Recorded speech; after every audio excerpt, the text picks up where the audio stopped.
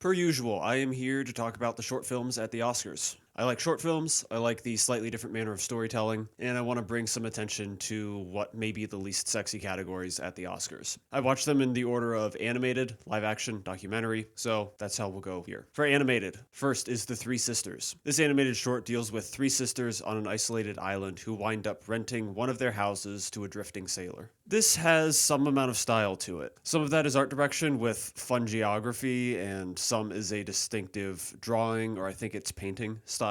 And that geography is well utilized for jokes. Another thing that's well utilized for humor is sound.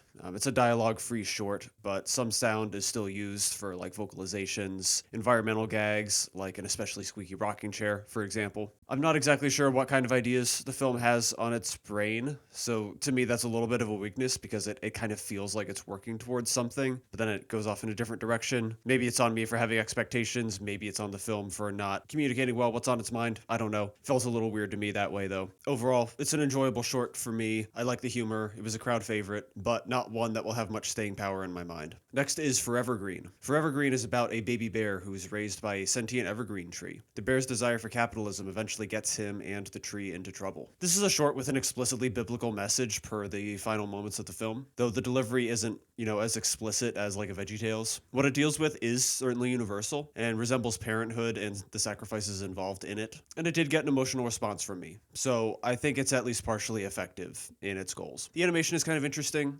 There are pleasant environments, especially places with a ton of sunlight. It's also kind of chunky, lower frame rate.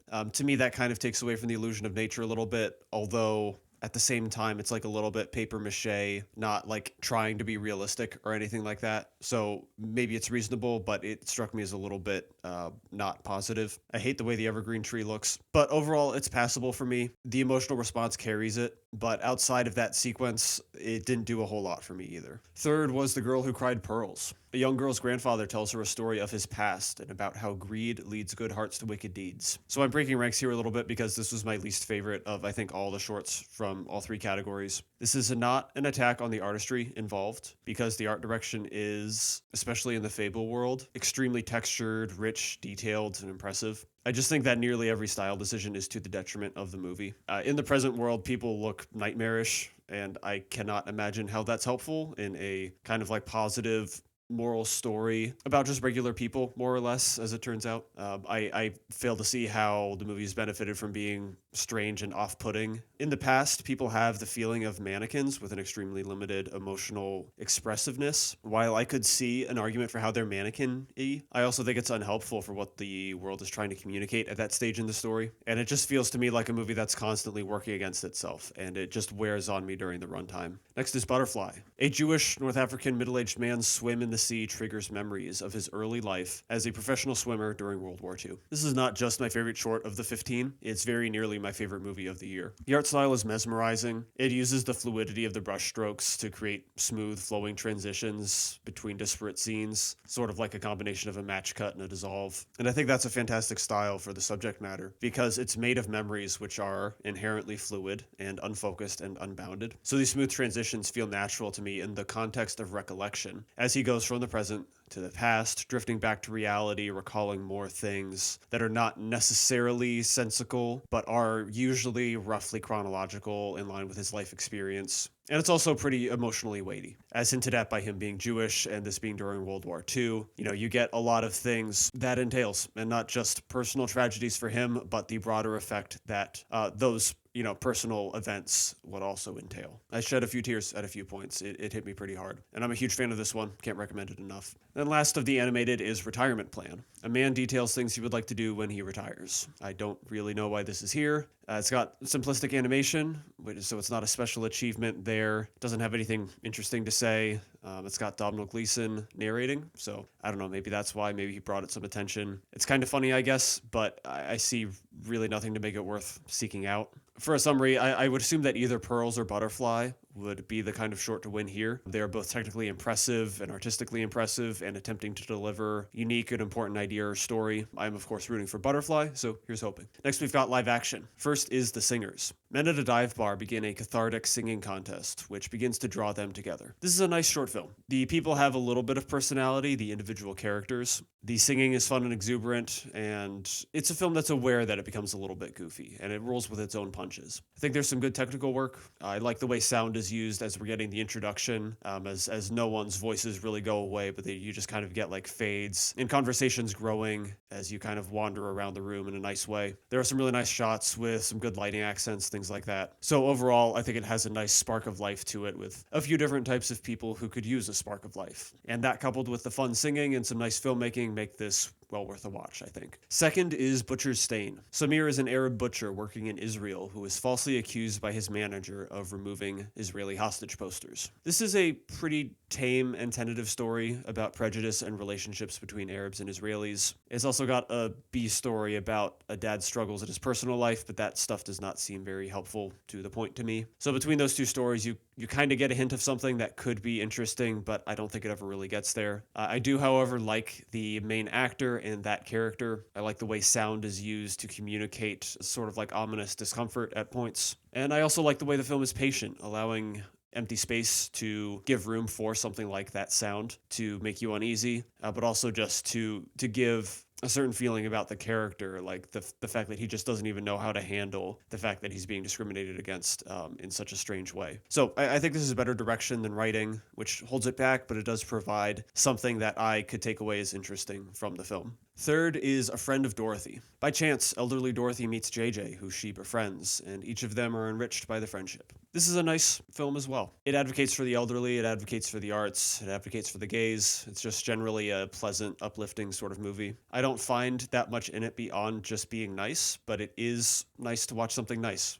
And the elderly representation is welcome as well. The best quality for my money is Scott, who is a fantastically douchey character. Both his characterization and Oscar Lloyd's performances, I think, are highlights. I won't remember this one for long, but the memories I do have of it are positive. Fourth is Two People Exchanging Saliva. This takes place in a future where kissing is forbidden. Angine meets a salesgirl, and their closeness raises a colleague's suspicions. This to me is clearly the best deserving of the 5 entries. It has humor, it has visual style, it has performances with believable chemistry, has emotion, and it's memorable. It's delivered in a way that makes you want to consider what it has to say because of those oddities in the world and in the delivery. It's also very well balanced, I think. The absurdities of the world don't overwhelm the sadness within it, but again, they draw you to the fact that there is something here, something important, something memorable. Style feels purposeful to me. I think the combination of black and white photography with this near future aesthetic makes a statement. The fact that we're getting something that's reminiscent of the past with the black and white, and something that's reminiscent of the future with some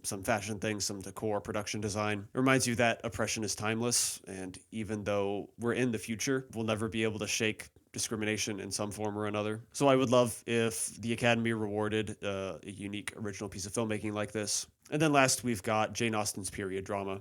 I made blood out my lady pots. Good for you. So we've all done something. Ah, it's a period joke. It's a period joke. Ha ha. Okay, moving on. That's the gist of it. I honestly can't believe I like this so much. It's delightful. It's really stupid, but it's so enthusiastic. I shouldn't say it's stupid. It's got moments of cleverness, but a lot of its jokes are just very silly, over the top, kind of like inducing a groan as much as a laugh. Throughout the runtime, it just keeps delivering like the silly, over the top jokes, but it just embraces what it is, and it has a lot of fun with it. It's essentially about the fact that women are left out of the learning process, and I don't mean in terms of being educated, but in terms of learning about women. Dickie is an educated man, yet knows nothing about the reproductive process. That's partially a joke about the time period, but it's also something that's kind of evergreen. You could loosely parallel it to ideas like women being, less frequently tested for in some products, less likely to be covered in scientific medical studies, things like that, as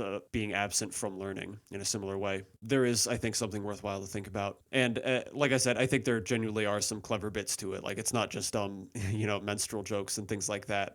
I think there is some skilled writing going on. Create something well balanced, but also like a little bit thoughtful. Seems like it would have basically no chance to win, but I did like it very nearly as much as Two People. So it seems to me the most likely winners would be either Dorothy or Two People. Two People might be a bit too far out there for the mainstream voter. So Dorothy seems safe as like a positive, not very political message, except for the gay stuff, but I don't think the voters mind some of that as long as it's not too interesting. And then last, we got the documentary shorts. First is Perfectly a Strangeness. This film follows three donkeys as they navigate an unknown desert and an abandoned observatory. I'm not exactly sure what this movie was, but I liked it a lot. The takeaway from it for me is hard to pin down exactly, but that does also mean you can have some fun with interpretation and thinking about intent. It's worth noting that it may have been a little bit tricksy to label this a documentary. The credits mention donkey handlers, so I'm curious if that implies some level of narrative control, that they were guiding the donkeys to, whatever, explore the observatory a certain way. I'm not sure. Worth noting. What stands out to me, I think, is the technical execution and some creativity. This is the only film of the five that was really bringing something interesting to the table in filmmaking. It's not experimental necessarily. I guess the form kind of is, but it's not revolutionary. But it is giving thought to create some interesting and non-standard shots. It makes great use of mirrors and even the donkeys themselves as vehicles for these shots. And most importantly for me, I think the sound work is fantastic. There's no dialogue, so there's plenty of room for the sound to have room to operate. The recorded sound is big and crunchy and satisfying, but the most impressive thing to me is the music recording, which sounds so full and clear. Like I feel like I can hear the entire instrument in a way that I don't often feel when I'm watching a movie. So this won't be winning, and I don't really even know why it was nominated, to be honest, but I'm glad it's here, and I'm glad I watched it. All right, from here on out, things get pretty heavy. The next is The Devil is Busy. This covers an Atlanta abortion clinic, specifically the protesters in front of it, the people managing it, and the context around it. From here on out, the pattern is a standard delivery of a sad or troubling issue. And in this case, it's essentially access to women's healthcare. The interesting thing to me is the way in which the subject matter is approached. The protesters naturally are hardline conservatives, and it's kind of what you would expect from abortion clinic protesters. But the protagonist is also a Christian, and that's certainly a specific choice by the doc to focus on her and her faith. I think the film is putting in an effort to present that Christianity doesn't mean you have to be opposed to abortion, and that's kind of like the main argument. However, I do think it also kind of winds up giving the protesters more time for their arguments than the main character for her opposite stance. It's competently made, and it's slightly interesting in subject matter, even if I don't think it lands super effectively with what it's going for. Next is Armed Only with a Camera, The Life and Death of Brent Renaud. This film is a memorial to Brent Renaud, a photojournalist with an illustrious career who was killed by Russians in the Ukraine. It seems to mostly exist to preserve his memory and praise his work he did and the risks he took to perform his work. Honestly,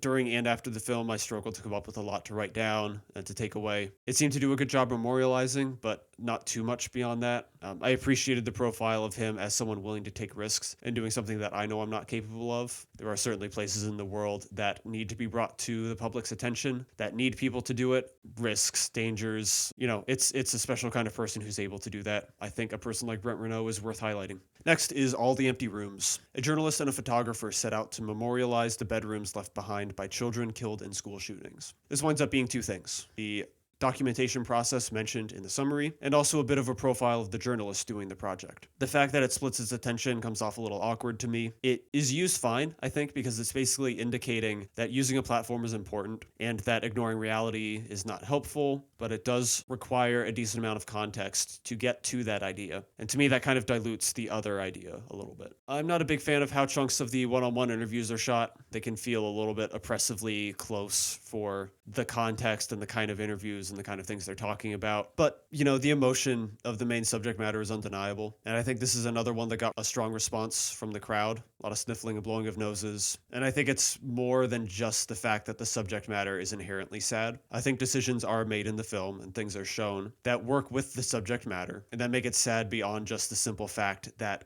school shootings are devastating. And last one, Children No More, Were and Are Gone. In Tel Aviv, activists gather weekly to demonstrate their opposition to the war in Gaza, with a silent vigil for the children killed in Israeli attacks. I think this is a film with a distinct strong section and a distinct weaker section. Much of the film felt a little bit unfocused to me until everything kind of pulls back a little bit and focuses on the protests themselves and the responses, because those are the most interesting things to me. It is interesting to consider not just the general types of reactions from Israeli passersby, but also some specific phrases and specific counter arguments that are used. Statements about balance, I think, and various whataboutisms are the most important ones, or the ones that I locked in on the most, because they're very applicable to to issues even outside of this particular conflict. You run into things like that a lot, and I think it's good to be able to see those and consider what they're saying and how to address them, because they are common and kind of weak sorts of replies to plenty of issues in general. And this is another heavy one, unsurprisingly, dealing with more dead kids in foreign conflicts in this case. In summary, I think All the Empty Rooms would be the kind of short that is most likely to win. I, of course, would love for Perfectly a Strangeness, but I don't think that has a prayer. It's just not the kind of thing for the awards. The Devil is Busy could also be a candidate, maybe the Renaud one as well, since they're both relevant. But I think Rooms has the right combination of immediacy, sympathy, gloss, and production studio momentum behind it, that it's the likely choice in my mind.